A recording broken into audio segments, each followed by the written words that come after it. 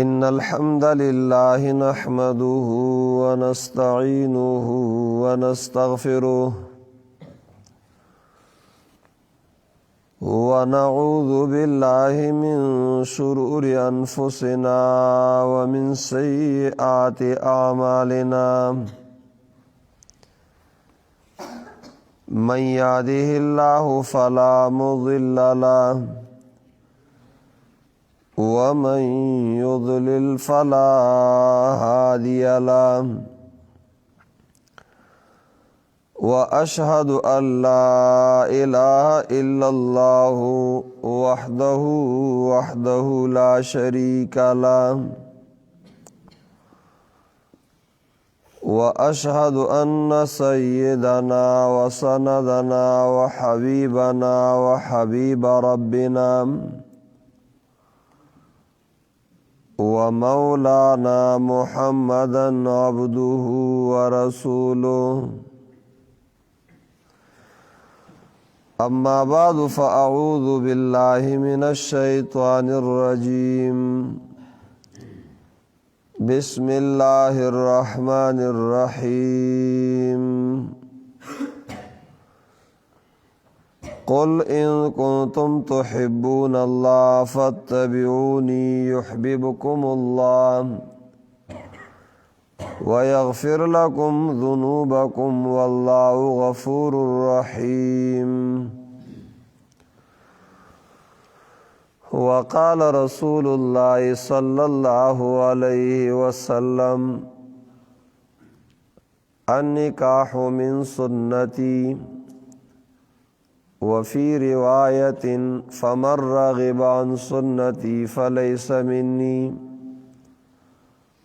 أو كما قال رسول الله صلى الله عليه وسلم زما عزت مندو مشرانو امزولو کشرانو او کورونو کی خوشا وق کی خودن کو میندو خیندو تورسرو زمانہ مخ کی زما رونو زما استاسو دراجمه کېدلو وجه بیان کړه او قاری سے زید مجدهم مختصری لنڈی خوندوری خبری دا اکڑلی اللہ رب العزت دی زما استاسو سمجھتا پوہیتا غرزی او زمون دی ضرور آیات بائی دا وعدو دا دی اللہ رب العزت دا خوشحالے وگرزی او اللہ رب العزت تی پاکی خیرون و برکتون واچئی نور چې د چا کورونو کی خفگانو نئی اغد اللہ پا خوشحالو بانے بدل کی او اللہ رب العزت تی زمن دغ مشران خصوصاً زمن روحانی والد محترم سے بددی علاقی او د دې کلو محنت کون کے ہستی مشر مفتی صاحب اللہ رب العزت تی داغی پا عمر کی برکت واچئی منگطول داغی مرہونی منت یو او دخپلو مشایخو اکابرو د جماعت اشاعت التوحید والسنہ چنن اغا خادای چی اغا با پڑنگاری باندی دا اللہ دا حکم او دا رسول اللہ صلی اللہ علیہ وسلم دا سنتو خلاف با وادونو اغا پو سنتو طریقو بانی بدل شول اللہ رب العزت دا نورو ظلونو کی ہم دا خبر واچئی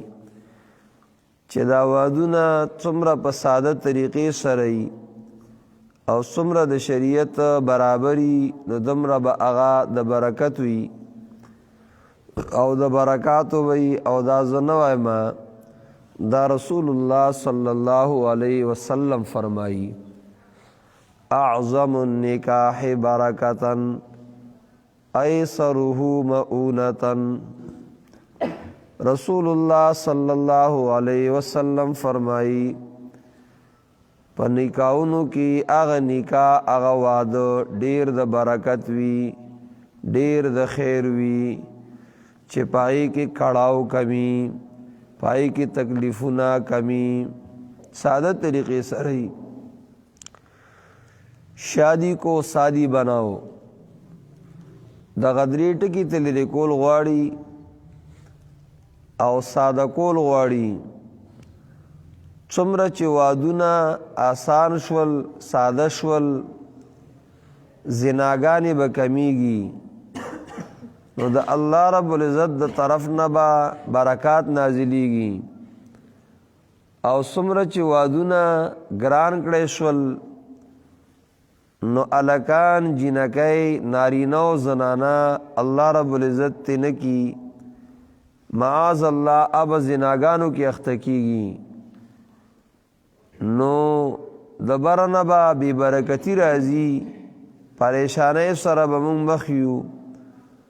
عذابونه به، قحطونه به، سکړه به، ما اصابکم من مصیبت فبما کسبت ایدیکم او ظهر الفساد فی البر والبحر بما کسبت ایدی الناس۔ د ګناونو په وجه باندې مصیبتونه تکلیفونه راځي او خوشحالی ختمیږي، او په سنتو طریقو باندې برکات راځي۔ یو صحابی حذیفہ رضی اللہ تعالی عنہ یو مجلس کی د ډوډۍ د دعوت مجلس دی،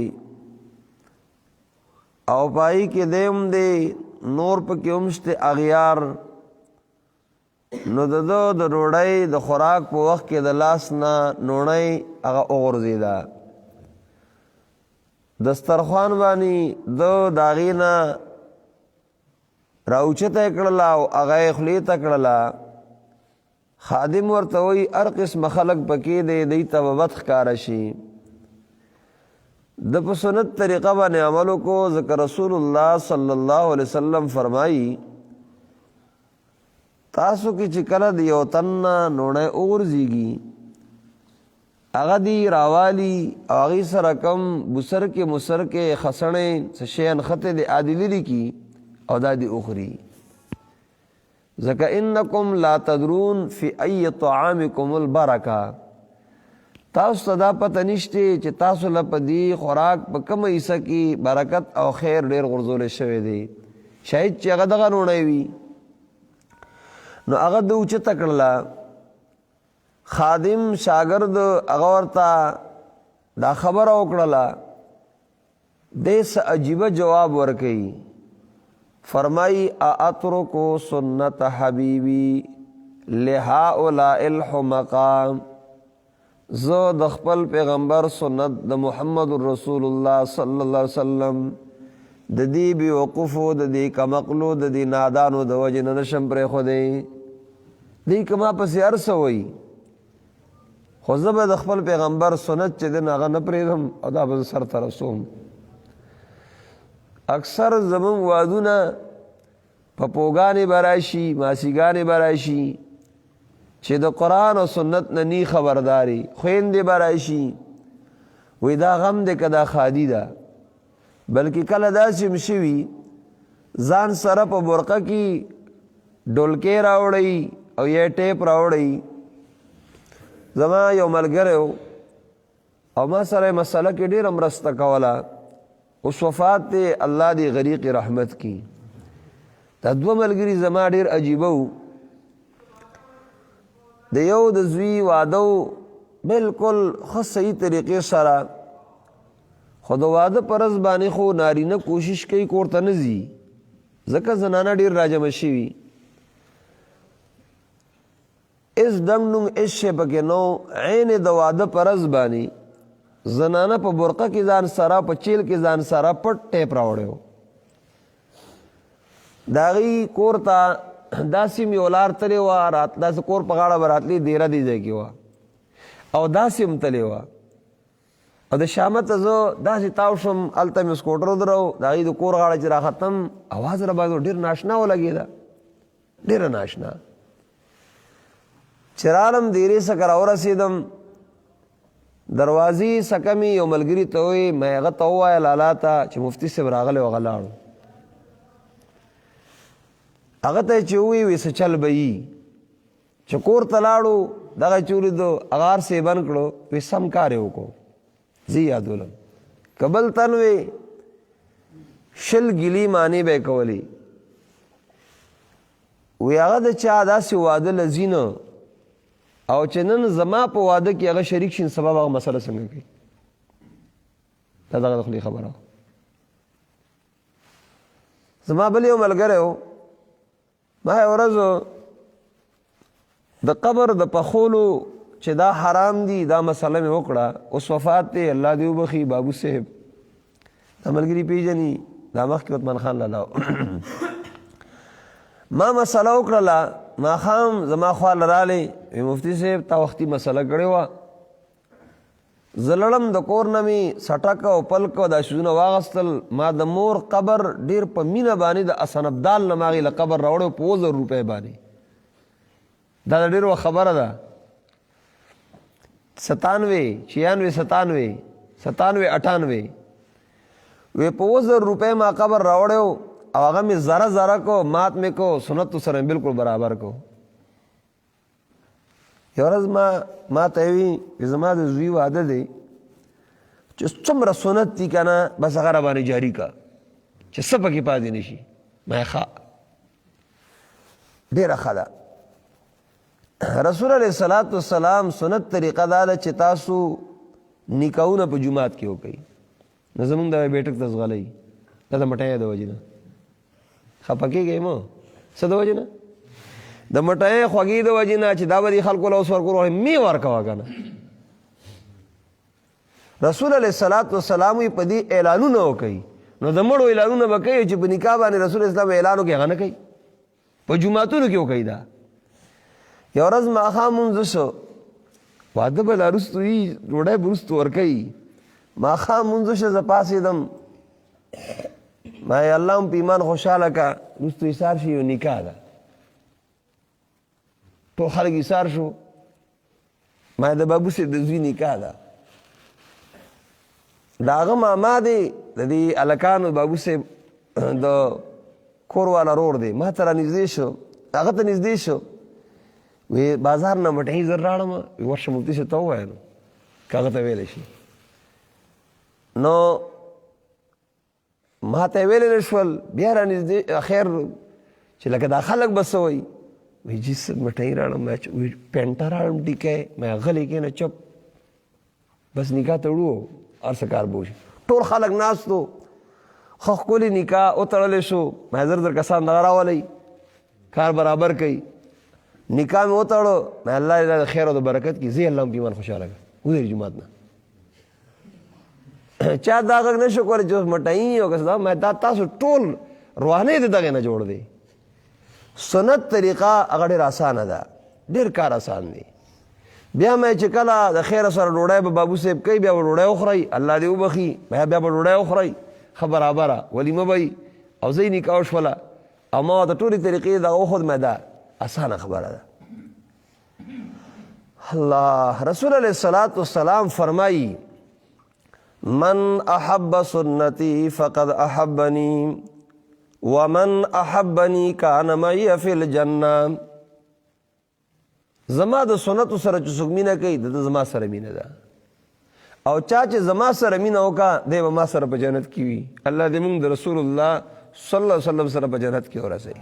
قاري صاحب وایي آیات به وي، نه عالم نه طالب د علماء سره مینه ده. زمونږ دا ایمان دی المرء مع من احب، زمونږ استاد یو بل سره مینه پسه ده په دین باندې، نو خو څه شی نشته دی، خالص د دین مناسبت دی، د تنظیم د اشاعت د مسلې او د عقیدی مناسبت دی، د اسلام د ایمان مناسبت دی. المرء مع من احب. او دا ال کیږي چې سړی پروا نه ساتي، سارا جہان ناراض ہو پرواہ نہ چاہیے، مد نظر بس مرضی رحمان چاہیے، اسی نظر کو دیکھ کر تو کر یہ فیصلہ، کیا کیا تو کرنا چاہیے، کیا کیا نہیں چاہیے۔ چراسی بابا یوزائی کی وہی وہ خدا جانتا ہے میں کیا چاہتا ہوں، خدا سے ہمیشہ خدا چاہتا ہوں۔ وی دا هر چاته پته ده چې زه څه غواړم، وی زه د الله نه الله غواړم، بس الله ته هم چې ته ای الله ما ته خپل مینه محبت چې د نصیب وګرځوه. نو عقیده هم داسې که چېرې موږ او تاسو ځان د الله بندګان ګڼو او د رسول الله صلی الله علیه وسلم ځان امتیان ګڼو، نو موږ ولې زموږ غمونه زموږ خادای هغه د الله رب العزت د حکمونو نه ولې خلاف دي او د رسول الله صلی الله علیه وسلم د سنت طریقو نه ولې خلاف دي؟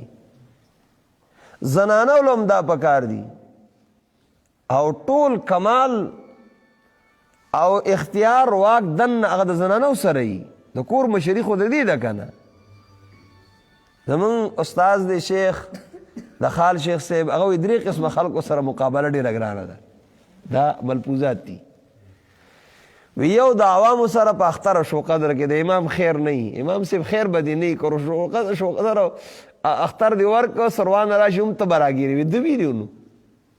روجه کېداږي او که بیا هم ته راګیرې په یو د دې نه خلاصېږي. دویم د طالبانو سره په چوټۍ په نه چوټۍ کې سمه غویمۍ دا تندې کوچ کړي سبق نه اخلي، مونږ له چوټي لږ پکار ده چې مونږ لږ پرېش شو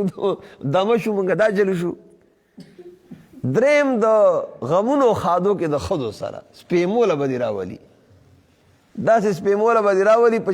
په یو جوړه به دې 14 ځله بازار ته بوزي راولي لکه، او که خپله سر روانه شوه نو بچو سمې به دې خپلي نو دوزخ بازار کې به ګرځي را ګرځئ به دغسې به ګرځي. ته به وایې چې دا دې خپلوان دي، پرده به راښکته کړي وي دا ته ځه امیر صاحب ته به اروځه او مفتي صاحب ته به ارځه دا ښځې دا ستا مور ده که څوک ده چې ته سره کښېنې لکه. امیر صاحبان هم دي او مولیان صاحبان دکانونه جوړ کړي دي، خدای ته وګوره کپړې دې باډو ته اچولې، ستا مور نشته ستا خور نشته چې تا دا باډو ته کپړې چولې دي، ته به الله څه جواب ورکړې؟ ته به دې پیسې ګټې. تپوس وکړئ د دې مشرانو نه، هندوانو به دکانونو د هندوانو زمونږ کلي طرف ته د هندوان ډېر پاتې شوي دي که نه، هندوانو دکانونه به نو چې کپړې دکاندار له به رالی ورته وی سیټه هغه ته سیټ وي د کورودانې کپړې په کار دي، روغ به ورته غوږ کې ووایي، هغه به ورته وي داسې شا طرف نه د دکان کړکۍ د هغه طرف ته راشه. دې مشرانو ته پته وي غروشتو دغه طرفونو ته ټوله دکانونه اوس هم د هغه زیاتره د هغې دي پکې لږه زمونږ کلي کې ډېر وو. هغه به رالی ده به ورته پنډو کې کپړې به ورته بار کړلې وی دې کې خوښې کا او صادر کې به پټې ونغاړلې او به پټې وړلې، هلته به چې د هغې کې به خو یا بیسارې شوي نورې به یې راړلې او ساری یو شی داسې جوړه پکې پیدا کولی نه شي چا د حیایي داسې جوړه پیدا نه کړي چې هغه د حیایي دا چول وي. الله الله د مسلم شریف حدیث دی، صحیح حدیث دی، رسول اللہ صلی اللہ علیہ وسلم فرمائی صنفان من آل النار لم ارہما، دوڑلی دی جہنمیان دی ما ندی لیدلی، ذکر دا رسول اللہ صلی اللہ علیہ وسلم صحابوں کی دا خلق نو اور رسول علیہ السلام حاضر ناظر او غیب دان دینا. قوم ماہم سیات کا اذناب البقر یضربون بها الناس، یو داسې څه خلق دې څه ډله ده چې د غواګانو د لکو په شان لختې به ورسره وي او په هغې باندې به خلق چې دی نو هغه وایي ظلمن زیاتي به کوي، که پولیس دی که فوج دی که نواب دی که خان دی ملک دی او که هغه سی چو دی او که ډي اس پي دی که ایس پي دی تھانیدار دی او که د سکول استاد دی که د مدرسې استاد دی چې څوک ظلمن وال کې ټول بګې راځي. ونساء کاسیات عاریات، بل هغه زنانه دي چې کپړې به اچولي بیا به هم بربنډې وي. څنګه به بربنډې وي؟ نو دا ټیټ کپړې د بدن سره جوړې کړي بربنډې دي که نه، یا یې نستوڼي نه وي یا یې ترخ تر بره شلولی پنسې تر بره شلولي یا نری کپړې دي چې بدن پکې ښکاري. نو نساء کاسیات عاریات، او مائلات ممیلات پخپل بم ځان سړو طرف ته اخوا کوي، هغوی بم ځان ته متوجه کوي، او پخپل هم د کفارو د فلمي اکټرو د هغوی طریقې طور طریقې جامې ساړي ماړي دا به خوښوي، او نورو ته هم دا دعوت چې د هغه ورکوي، او چې په لاره باندې ځي نو په ناز او په نخرو باندې به ځي، خلک به ځان ته متوجه کوي. رؤوسهن کاسنمة البخت المائلة، سرونه به یې داسې ډرای کړي وي، داسې به یې برابر کړي لکه د بختي اوښ دا کب او ګب چې څنګه یو طرف ته تاوي. لا يدخلن الجنة ولا يجدن ريحها، رسول الله صلی الله علیه وسلم فرمایي دغه زنانه به جنت ته نه ورځي او نه به د جنت خوشبویي چې دنه محسوسوي.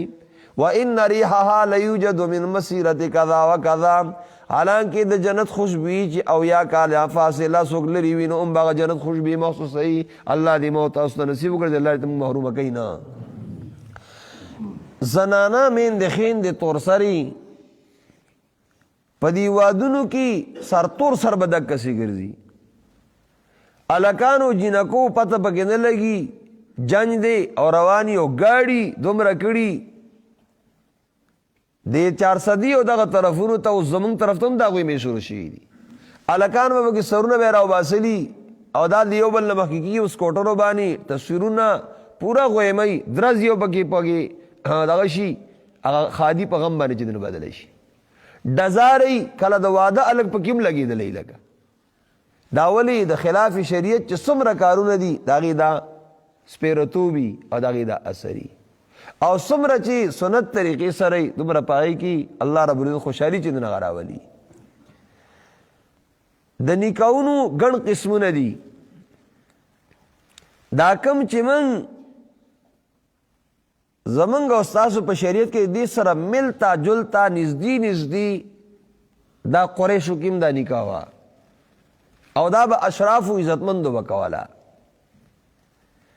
البته څه پکې تبدیلي وه، شریعت دا بالکل برابر کړې ده چې چا به چا سره خپلوي غوښته، شریف خاندان به و، عزتمند خاندان به و، د هغه جینۍ رور پلار یا تره هغه څوک چې اختیار به یې لرو د هغه خوا ته به لړل، ورته به وی خپلوي کول غواړو تا سره چې زمونږ بچي ستا د خاندان شي، او لکه څنګه چې اوس صبح خوش رهو دا د هغوی سلام و، عم صباحا دا د هغوی و، الا عم صباحا ایها الطرر البالی، دا خبرې به یې کولې ورسره. نو که د هغوی به ورسره او خپلوي به یې ورته هم وړاندې کړه چې مخکې به څه وه، که د هغوی به زړه و زړه به و، نو نکاح به وشوله، مهر به هم مقرر شو، د جینۍ پلار یا رور هغه به د جینۍ څخه رالی ورته وی اخلاق د ښایسته که، د خاوند به قدر کوي، عزت به کوي، د جاهلیت خبرې ده، اسلام کې هم دغه وایي، او د سخر خواخي د هغوی به قدر کوي، او د هغوی اوبه به داسې ګڼي لکه چې عطري لکه خوشبويي وي، او ورته به وي ډېر بچي راوړه چې کله به هغوی سره خپلوي کوله، ډېر بچي راوړه چې هغه دشمنانو ته ولاړي او دې ته ولاړي، دا خبرې به یې کولې ورته، او چې زړه به یې نو او سم په زړه به یې پورې نو وی ته دې هلته خوشحاله نه بس قدر کوه احترام د هغوی کوه، خو تشې لوڼه دې راړي او بچي دې اډوران زامن دې اډوران اړوي، دشمن به نسې واقع دا به د هغوی یو خپله سپیرتوب او سګیت او څه شی به وي، دا شریعت دا خبرې خلاف دي شریعت.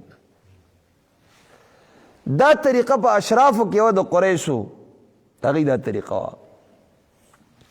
شریعت د هغوی برابروالی وکړو، الحمدلله ثم الحمدلله.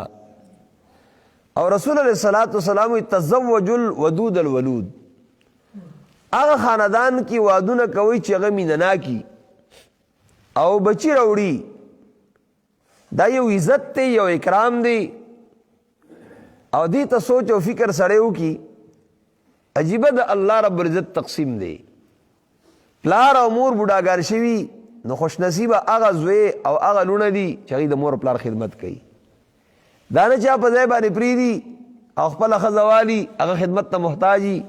او دی هغوی ته ګور نه، دا بد نصیبه دی. رسول علیہ السلام فرمائی رضا الربی فی رضا الوالدین و سخط الرب فی سخط الوالدین، او کما قال، دا اللہ تعالی رضا دا مور او پلار پر رضا کولو کی دا، او دا اللہ تعالی خفگان او غصہ دا مور او پلار پر خفا کولو کی چی دناغا دی بعضو کی والد راضی. دا سمر خستا او بار کا عرص والی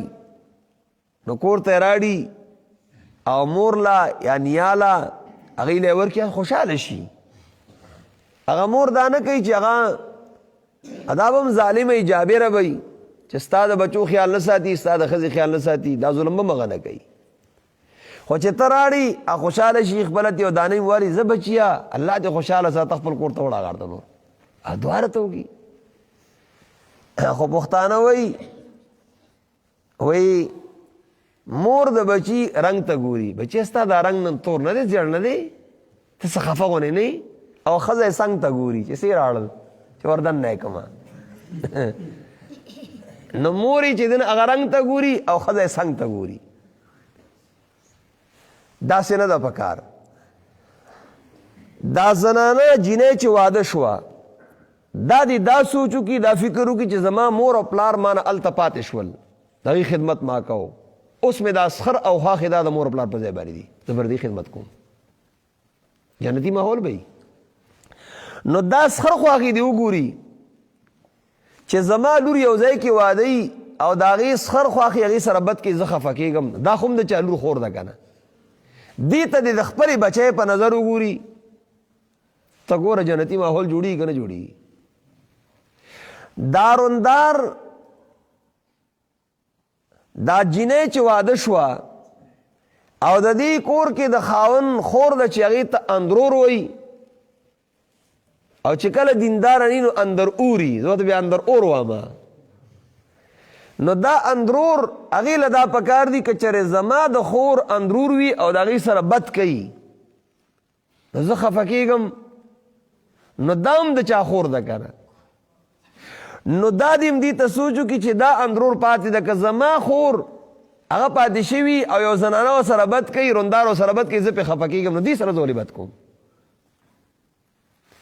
دی طولو بانی نظر ور اس غلوا نو چی حقدار تا داغا حق ملاوی گی چری با ظلم او زیادی خفگان بنی بیشت آنگا کہ آزارے نباشد او کسے رابا کسے کارے نباشد. جنتی ماحول دا دی چاہی کہ تنگول نہیں دا جنتی ماحول دی. اور رسول اللہ صلی اللہ علیہ وسلم دا زنانو یو زبردست لن نصاب دا جنت ترتلو ذکر کرے دی، لن نصاب دی. رسول علیہ السلام فرمائی ان المرأة اذا صلت خمسها وصامت شارها واطاعت بعلها یا واطاعت زوجها دخلت الجنة من ای باب من ابواب الجنة شاءت او کما قال. کلچی زنانا پینز منزونا کئی چوزر وطنی او روجہ دا نو اغی کی روجینی سی چوزر وطنی خو که عذر و نو روجہ با قضا راوڑی و دموس قضا پی دنشترے او دا خاون تا بیداری کئی نو داچے دا جنت پا کم دروازہ بانی داخلی کی نو دی تبا اجازائی سبر اللہ نے خبر دا. اور رسول اللہ فرمائی صلی اللہ علیہ وسلم الدنیا کلها متاع وخیر متاعها المرأة الصالحہ. دنیا ٹول دا فائدی اغسطلو سیز دے بہترین دا فائدی اغسطلو سیز پکی اغا نیک زنانا دا. بیا رسول علیہ السلام دا نیک زنانا بیان کردے دے چھ نیک زنانا چاہتا ہوئی اذا نظرت الیا سرت کام چھ تو تو گوری نو خوشحالہ کئی دی خفا کئی دی نو دا برمی لاس تیرے تندی نے نہیں جو کڑے کر او اذا امرتها اطاعت کا چھ تو تا حکم کی نو جائز حکم نو اغمنی لا طاعت لمخلوق فی معصیت الخالق تابیداری کئی. او اذا غبت عنها چکلت نیک اور کری کی نو دا مال حفاظت دکے نو دا عزت حفاظت دکے نو دا نیک زنانا دا.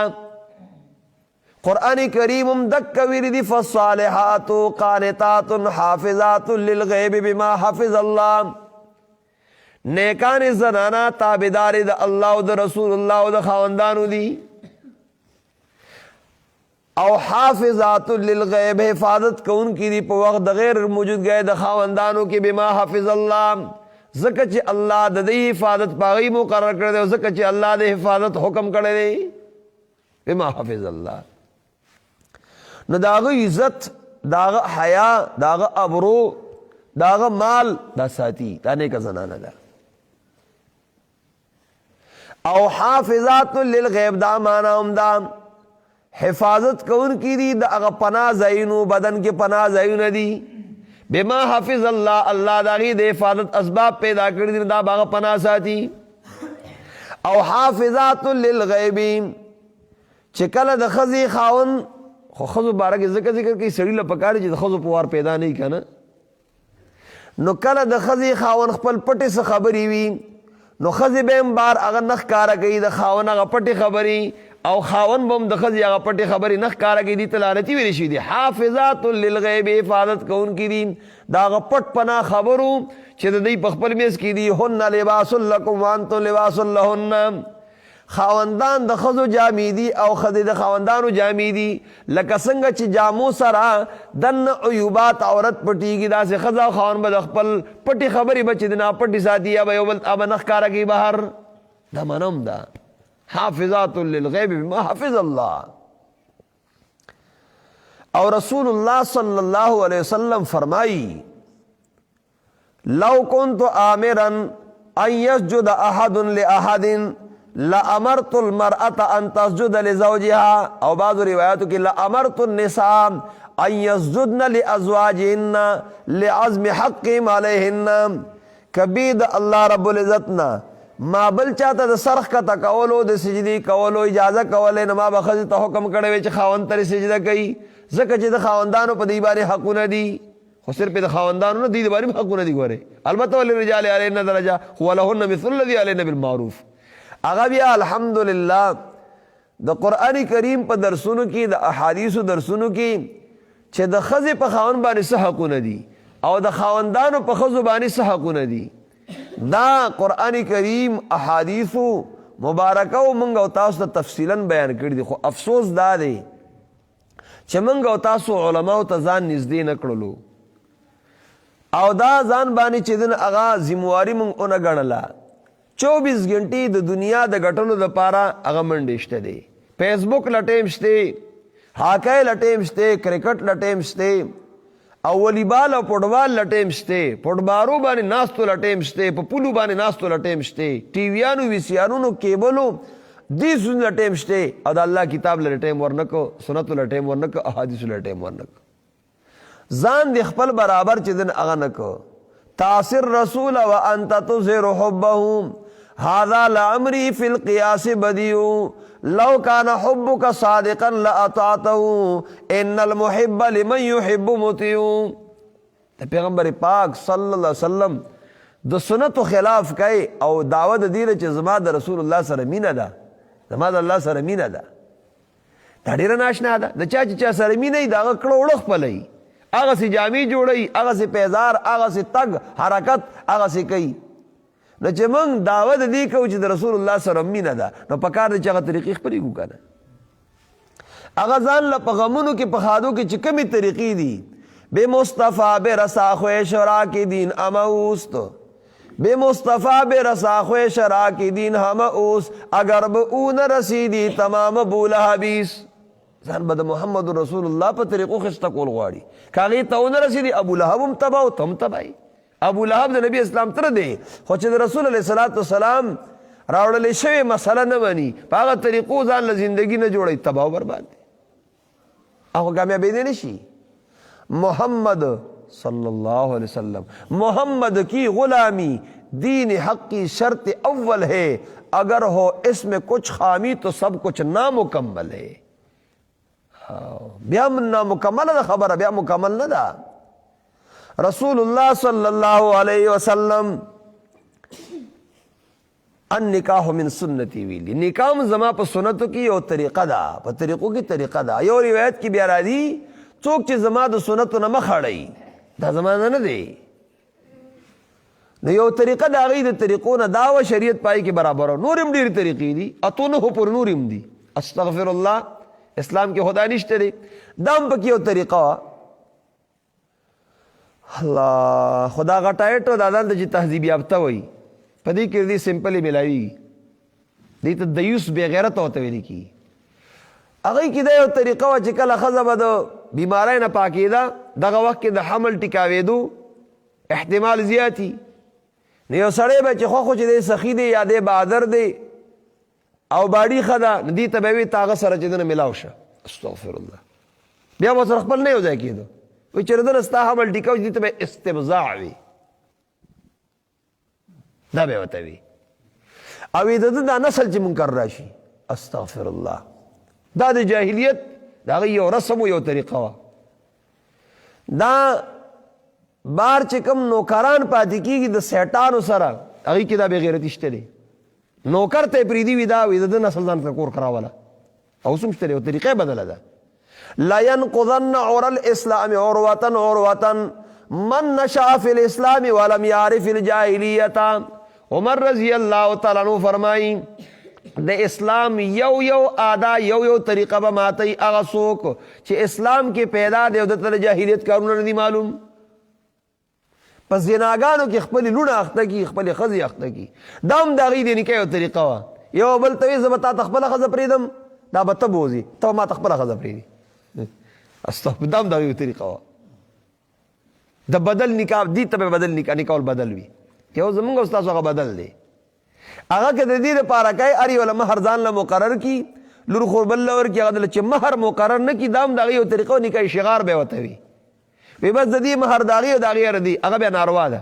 عام د پښتو دا کم بدل چې که د دې دپاره کوي چې زما دا سبا وایي چې دا بیا ووامه پښتانه دغې دپاره کوي نو ظلم کوي او زیاتې کوي ستا هغه بروانکاري ته به دا هېڅ بې څه وایي خو دا بیا په هغه نکاح شغار کې نه راځي خو دغه نکاح د هغې چې ښځې به بدلولې دا هم د هغې طریقه وه نکاح مطعی هم و د هغې یو طریقه وه اوس هم شیعګان دا کوي چې مطعی نکاح د یو میاشتې دپاره شل ورځو دپاره لسو ورځو دپاره به پیسې به یې ورکړي چې هغه ورځې به تېر شو خود به خود به نکاح ختمه شوه استغفر الله دا هم د هغې یو طریقه وه یو بله طریقه یې دا وه لسته کسه د هغې نه کم نه دې سره به زنانه بدکاري وکړله بیا چې کله د هغې بچې به پیدا شو هغه ټول به یې راوغوښتل او چې په کم به یې ګوته کېښوده دا ستا دی هغه بیا دا نه شوی چې دا زما نه دی خصمانه هر څه به هغه کوله دا هم د هغې یو طریقه وه د جاهلیت ناروا ده ناجایز ده دا هم د هغې یو طریقه وه جنډه یې په کور لګولې وه ښځو پسې به سړي راتله چې بچې به وشو نو چې کوم کسان به راغلي وو قافه شناس به یې راوستو چې هغه به پېژنده چې دا پلار او زوی دي دا ترور واري داسې سړي به ټول راغوښتي وي ووایه دا چا په شان دی وي دا د په شان دی هغه ته وایي دا ستا دی بوځی دا ټول د جاهلیت هغه طریقې وي الله ښکلې د اسلام طریقه راوسته دا کوم چې زمونږ او ستاسو مخې ته د الحمدلله ثم الحمدلله څومره په عزت او په اکرام سره زنانه دي دې ته سوچو کې څومره عزت دی په دې کې دا سړي دا هلک والا زنانه ورځي سړي ورځي یو بل ته سوال او مینت او تحفې تحایف او بیا تیار شي بیا څومره ښایسته نکاح وشي راوستلی شي بچي نسی نسان څومره ښایسته طریقه ده زمون خال شیخ صاحب د یو ملګري ورته واقع بیانوله وایي زه بار ملکونو کې هم یو ځای او تالاب کې به خلکو لامبل وي زه رالمه لامبلوله یو بوډۍ زنانه ده هغې سره تولیه او صابون دي چې څوک راوخیږي تولیه والا ورکي چې څوک لامبي صابون ورکي هغې والا څه پیسې ورکي وایي ما ورته ووي چې ولې ستا بچي نشته څوک شته دی نه وی ډېر شی مې راوړ دي چې ته به یي نو ډېر شی مې راوړ دي جینۍ یم هغه وخت کې زناګانې مې کولې اوس بوډی شوی یم څه فشته دی نه بس دلته راځم چاله تولیه ورکوم چاله صابون پیسې خپل ګټم خپل خرچه په هغې باندې برابر وم وایي ما ورته د اسلام طریقه بیان کړه چې مونږ داسې په چغو چغې وجاړل ما خو ډېر شی راوړي دي ما ته پته نشته دی چې ته به حکومت په ځان لوی کړي دا کم چې زمونږ او ستاسو د مسلمانانو په ملکونو کې دا پوجیان جنګي دا ټول هغه حرامیاني هغې ځان له هلته پارمونه جوړ کړي دي هغه پارمونو کې لکه چرګانو پارم چې دغسې د حرامیانو پارمونه دي دا غټئ او بس بیا چې دنه رالیږي هغه د مسلمان سره جنګېږي یورپي ممالکو کې امریکا کې دغه ځایونو کې او دغه ته بچي خوشحالېږه چې زما بچی لړو. مفتیان علماء کرام ناست دي، خو دوی نه تپوس وکړئ ګوره د کافرو ملک ته د مزدورۍ دپاره تللو حرام دي. سخته مې وویله. د ایمان نه اخلاصوي، د خدای بنده هلته هغه ځان یهودي لیکي، ځان عیسائی لیکي نیشنلټي دپاره. دلته هلته دا ښکاره کوي زمونږ وطن کې مونږ باندې بمباری کېږي، دهشتګردي ده، مونږ راتښتېدلي ولیکه بس زه یهودي شم، زه عیسائی شم، زه پلالي کتاب شم، تاله نیشنلټي درکوه ورڅه درکوه. دې دپاره روان دي. د یهودیت او عیسایت طرف ته خلک روان دي. تا خپل بچی هغه د ایمان نه دې هلته ووینځه الا ماشاءالله ډېر کمتر به وي چا بچي هلته د زناګانو نه دې نه بچ کېدل نشته دی. هغه زنانه هغه ښځې داسې هلکانو پسې ګرځي او پاکستان پښتانه بیا چې ته پرېږدي به دې نه دپسې به رامنډې وایي لکه. نو خپل بچی په زناګانو وخته کې او دی یاره ما پیسو له لېږل دی، مادي له لېږل دی، هغه هلته شراب څکي، شراب ږدي، شراب په هوټل کې کار کوي، هغه کارونه کوي. دا رقم یې روا دي لکه دا رقم ځای کې روا دي. الله رب العزت دې زمونږ په حال باندې رحم وکړي. رسول علیه الصلاة والسلام ویلي داسې وخت را روان دی یصبح الرجل مؤمن و یمسي کافرا. سهار به یو سړی مؤمن وي، ماښام به کافر وي، ماښام به مؤمن وي، سهار به کافر وي. او کاد الفقر ان یکون کفرا، غریبی به سبب د کفر وګرځي. یاره بس غریب یم، مال او دولت ګټه زه کافر شم، هر څه راوړي که خو چې زه قدرې ماته پیسې چې نه میلاو شي. الله دې زمونږ او ستاسو په حال باندې رحم وکړي. الله دې زمونږ او ستاسو د اسلام او د دین خبرې زمونږ دې زړونو ته دا کوزي کړي. قل ان کنتم تحبون الله فاتبعوني يحببكم الله. محمد رسول الله صلی الله علیه وسلم ته الله وی اویا د خلقو ته که د الله رب العزت سره مینه کول غواړئ د هغې لاره واحد دا ده چې ما پسې به راځئ، زما طریقې به خپلوئ، الله به درسره مینه کوي، ګناهونه به درته معاف کوي. والله غفور رحیم. الله بخونکی دی، الله رحم کوونکی دی. الله دې مونږ تاسو باندې خپل فضل او خپل کرم ربانې وکړي. الله دې ربانې رحم چې نه وکړي. دې آیت کریمه باندې امام مدارک رحمت الله علیه لیکلي دي من ادعا محبت اللہ وخالف سنت رسوله فهو کذاب وکتاب اللہ یکذب. څوک چې د الله رب العزت د محبت دعوه کوي او د الله رب العزت د رالیږلي شوي پیغمبر د سنتو خلاف کوي، وایي دا سړی دروغجن دی او د الله تعالی کتاب وایي چې دا سړی دروغجن دی. ځکه چې ته واقعي محبت کوونکی نو پکار دی چې د رسول علیه السلام سنت بیا خپل کړي که نه. یاره وی څوک م زه کمزوری م اوسو پیسلی که نه په دې باندې کمزوری شوی ما د دې ښځو واک دی. نو بابا ستا په قلم کې خو ډېر غټ زور دی په دې ګوتې لګولو کې. ورته ووایه دا مال دنه ټول په دې بل طرف ورکوم، بل چاله ورکوم چې دوی سمیږي که نه سمیږي. ته لږ ځانو څنډه ته ځان نه څنډلې خپه وڅنډه او زه دنه لړم، زه تاسو یې کوئ وایي څنګه یې کوئ دا واده. ما ته ګوره خو یاره هغه ته هم پته ده چې دا داسې بې خونده شوي دي، دا د نوي تهذیب نه متاثر دي. زه بابا ته لړ شه خیر ده چې چلې له لړ شه خو چې ته لړ شه لکه مونږ به دا خپل واده وکړو ته دغسې ځه لکه دا حال شروع شوی دی. دا ولې د دین نه لرې والی. الله رب العزت زموږ ستاسو په حال باندې رحم وکړي. دا واده دی الله د خیر او د برکت وګرځوي. الله رب العزت زموږ پریشانۍ ختمې کړي. واخر دعوانا الحمدلله رب العالمین. مست دی جی سبحانک الله.